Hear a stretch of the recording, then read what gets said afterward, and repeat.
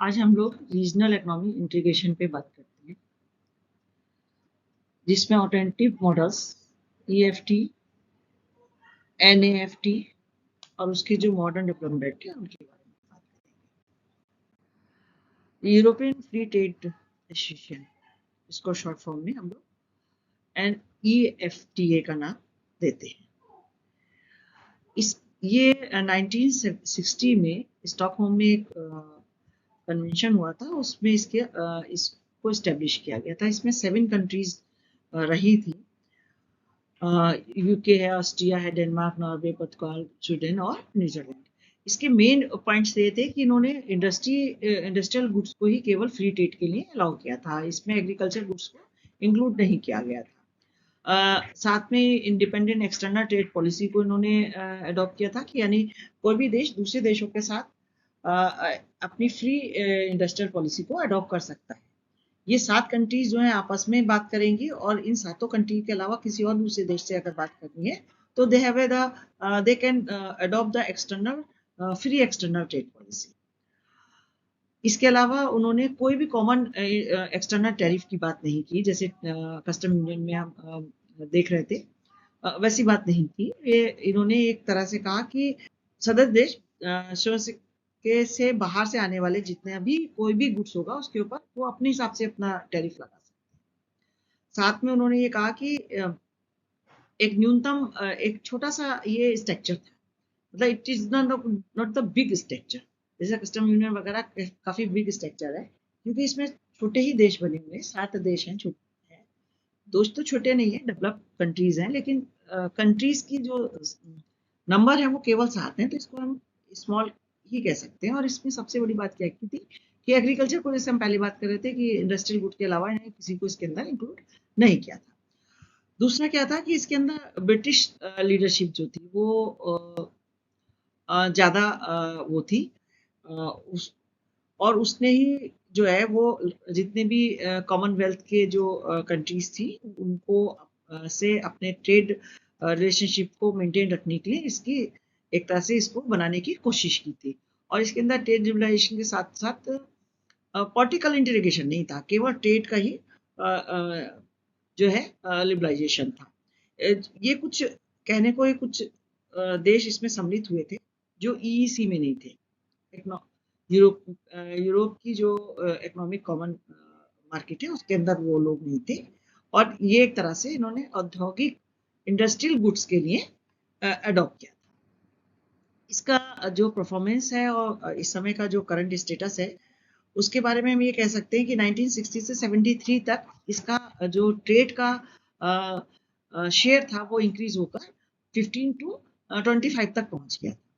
और सबसे बड़ी बात क्या थी कि जो इंटरनल टैरिफ था उसको इन्होंने खत्म करने की कोशिश की थी। लिमिटेड स्केल में इनके इकोनॉमिक्स थी ई के उसमें, क्योंकि केवल 7 देश थे। यूरोपियन ट्रेड जो था वो के मुकाबले बहुत छोटा था, और ई से इनका स्ट्रक्चर बिल्कुल अलग था। और यूके जो था वो उसने बहुत बार ई में शामिल होने की कोशिश की थी, लेकिन उसके बाद भी ये संगठन अपना चलता रहा था। इस समय के करेंट मेंबर्स में हम बात कर सकते हैं तो आइसलैंड, लिंगस्टिंग, नॉर्वे और स्विट्जरलैंड इसके अंतर्गत मेंबर बन चुके हैं। यानी इस समय इसके ये और 4 मेंबर हैं, वो 7 मेंबर थे और 4 ये मेंबर हो गए, 11 मेंबर्स हैं इसके अंदर। और कह सकते हैं कि 60 से 70 के बीच में इनका इंटरनल एक्सपोर्ट और इंटरनल ट्रेड बहुत बड़ा था, लेकिन उसके बाद भी इन्होंने एक दूसरे की इंडिपेंडेंट को रिस्पेक्ट किया था। फिर आता है दूसरा है इसके अंदर नॉर्थ साउथ इंटीग्रेशन एक्सपेरिमेंट, एक ये बनाया गया। ये केवल यूएस कनाडा ने ही बनाया था, 1989 में ये स्टेब्लिश हुआ था, और ये कनाडा और अमेरिका के बीच एक व्यापारिक समझौते के रूप में विकसित किया गया था, जिसका उद्देश्य था कि अमेरिका अपने पड़ोसी देश से किसी प्रकार की व्यापारिक बाधाओं को समाप्त कर सके।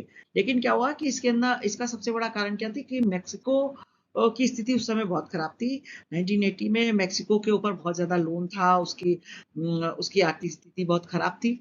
तो आर्थिक सुधार के लिए या ट्रेड का लिबरलाइजेशन कह लीजिए या इन्वेस्टमेंट को अट्रैक्ट करने के लिए इस तरह की एक एक्सपेरिमेंट करने की कोशिश की गई थी। और यूएस का इसके अंदर क्या इंटरेस्ट था, यूएस चाहता था कि उसका वो जो है वो मैक्सिकन बाजार तक अपने प्रोडक्शन को पहुंचा सके, इमिग्रेशन प्रेशर को वो कम कर सके। और अगर मैक्सिकन कंट्री का डेवलपमेंट होता है, उसकी इकोनॉमी बढ़ती है, तो उसका जो डायरेक्ट जो प्रॉफिट है वो अमेरिका को ही मिलना था। और जियो पॉलिटिक्स में अगर स्टेबिलिटी रहेगी तो अमेरिका को इससे फायदा ही रहना था, क्योंकि उस समय कोल्ड वार का कॉन्टेक्स्ट चल रहा था। तो ये हुआ कि जो अ, हमें बहुत ज़्यादा अब जो वार के इक्विपमेंट है उनके ऊपर एक्सपेंडिचर नहीं करना है, तो रिड्यूस जो है वो सिक्योरिटी कंसर्ट को करना है, उसका रिड्यूस किया गया। और हम अब इकोनॉमिक फोकस पर ध्यान दिया जाएगा और इकोनॉमिक फोकस पे हम काम करेंगे। और इसके लिए हम रीजनल कोऑपरेशन बनाएंगे और डेवलपमेंट के मॉडल्स को एक तरह का विकसित करेंगे। और ये रीजनल पैरामीटर के आधार पर बनाए गए थे। सबसे बड़ी इसकी विशेषता क्या थी कि ये केवल फर्स्ट मेजर ट्रेड एग्रीमेंट था जो डेवलप कंट्रियों का था, यानी यूएसए और कनाडा का। और साथ में एक केवल मिडिल इनकम की देश था, उसका नाम था मेक्सिको। तो ये एक व्यापारिक नहीं बल्कि एक पॉलिटिकली, सोशली और जिसे हम कहते हैं ना कूटनीतिक तरह का जो स्ट्रक्चर इसके अंदर हमें दिखाई देता है। और ये एक तरह से हिस्टोरिकल या एक तरह से अलग ही एक्सपेरिमेंट था, क्योंकि ये दोनों देश कनाडा और अमेरिका दोनों ही नेबर कंट्रीज थे, और मेक्सिको इसका और नेबर कंट्री है अमेरिका का। तो इन तीनों ने मिलकर इसकी स्थापना की थी। अब आता है इसी के बारे में हम बात करते हैं। फिर 94 से 2020 तक इसमें इन्होंने इंक्लूड कर दिया सर्विस को, और सर्विसेज में फाइनेंशियल सर्विस हैं, टेलीकम्युनिकेशन की सर्विसेज इत्यादि को इन्होंने सम्मिलित किया। इन्होंने इन्वेस्टमेंट को सम्मिलित किया, इंटेलेक्चुअल प्रॉपर्टी को, पेटेंट है, कॉपीराइट है, ट्रेडमार्क्स हैं, इनको इसमें इंक्लूड किया। और इन्होंने कहा कि डिस्प्यूट के लिए वो एक इंटर स्टेट मैकेनिज्म को हम डेवलप करते हैं, जिससे कि कोई भी इन्वेस्टर और स्टेट के बीच में किसी प्रकार का कोई डिस्प्यूट होता है तो उसको वो देखेंगे। अब क्या हुआ कि इसमें इन्होंने क्या करा कि जितने भी टैरिफ थे उनको समाप्त कर दिया। मोस्ट ऑफ टैरिफ्स जो थे इन्होंने बिल्कुल खत्म कर दिए। और कुछ कुछ स्पेशल गुड्स के लिए इन्होंने 10 से 15 साल का एक रोड मैप बनाया कि उसके बीच में हम धीरे धीरे उन टैरिफ को भी हम खत्म कर देंगे। और जैसे कृषि एग्रीकल्चर के जो सेंसिटिव प्रोडक्ट हैं, जैसे मक्का है या और अनाज है, उनको उनके मार्केट और उनके प्रोडक्शन के आधार पर उनको हम जो है वो धीरे धीरे इस व्यापार की श्रेणी तक लेके आएंगे।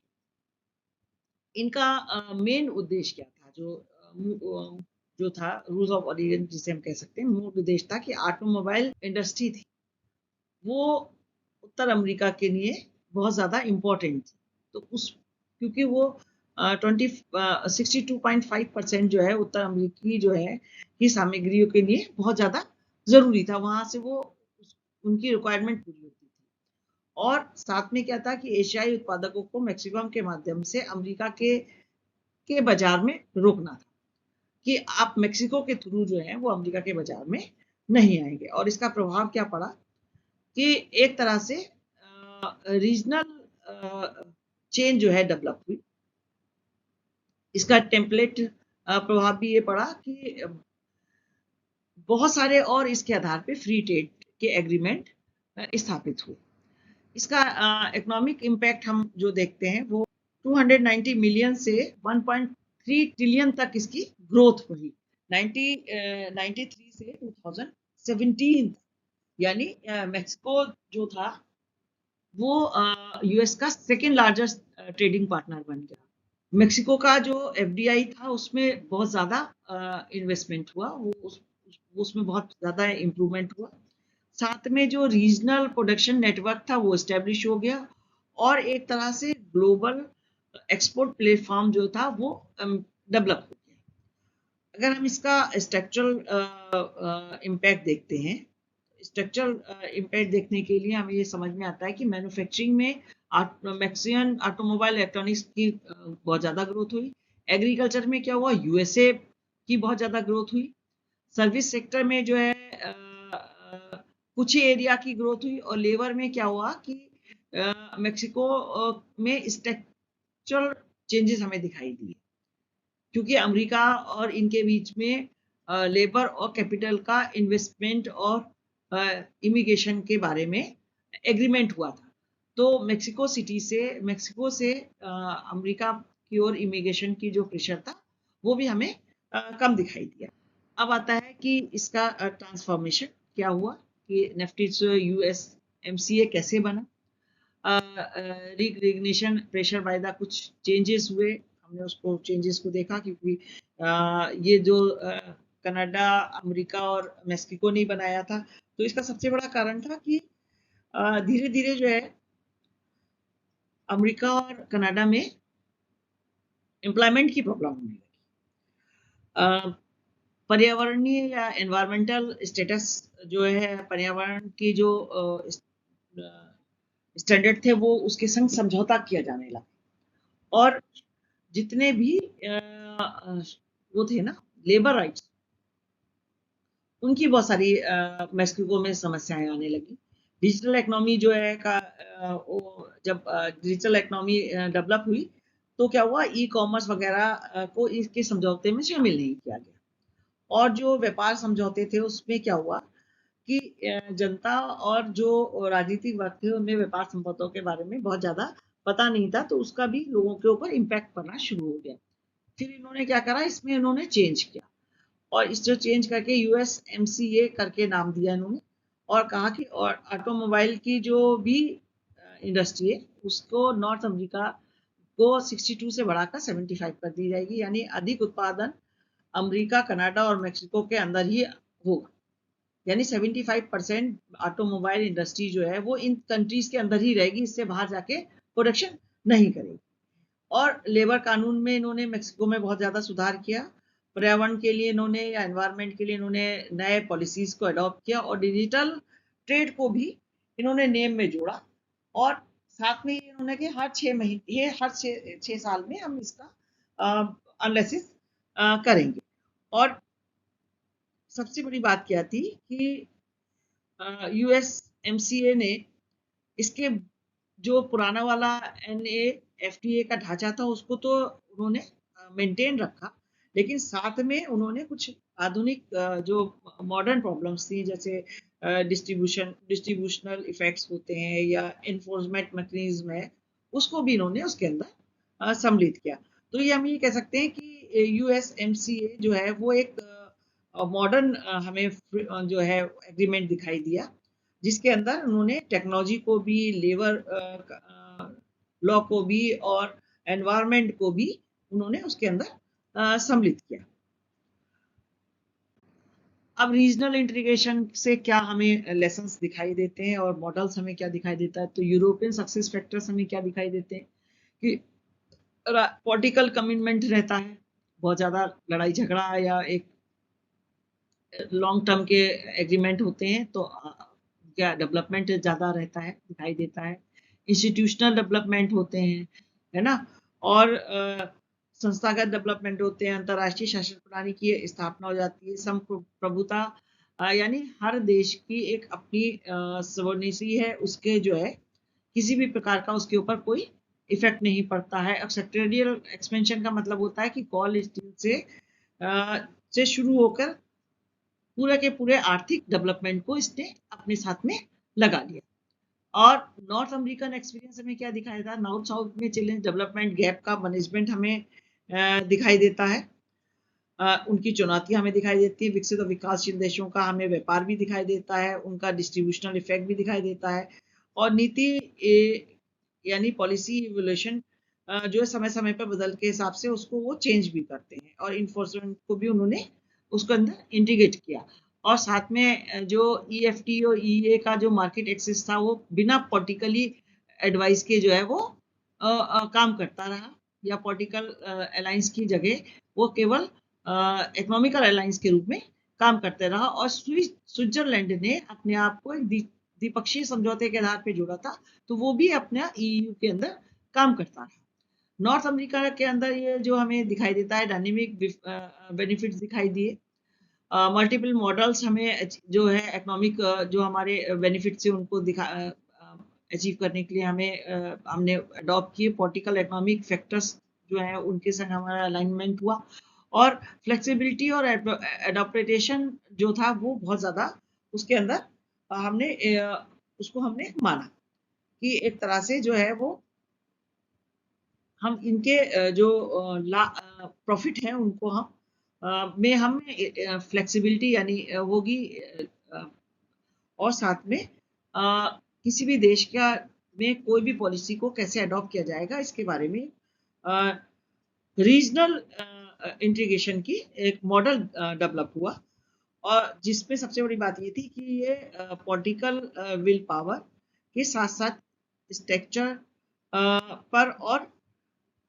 जो पॉलिसी है उसमें भी फ्लेक्सिबिलिटी हमें दिखाई दी। तो इस तरह से ये कह सकते हैं कि ये जो है रीजनल इंटीग्रेशन में चाहे नॉर्थ अमेरिका का एक्सपीरियंस हो या यूरोपियन कंट्रीज का एक्सपीरियंस हो, वो लोग जो है लोकल रीजनल और लोकल एरियाज में एक अलाइनमेंट करके, एक आपस में अलायंस करके डेवलपमेंट के एक बड़े मॉडल को अडॉप्ट करते हैं, और जिससे कि वो उन कंट्रीज का डेवलपमेंट जो है वो आसान हो जाता है।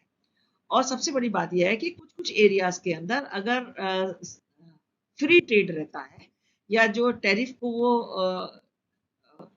एबॉलिश कर देते हैं, सारे टैरिफ्स को हटा देते हैं, तो उससे क्या होता है कि इंटरनल मार्केट जो है वो अपने आप ग्रो करने लगता है।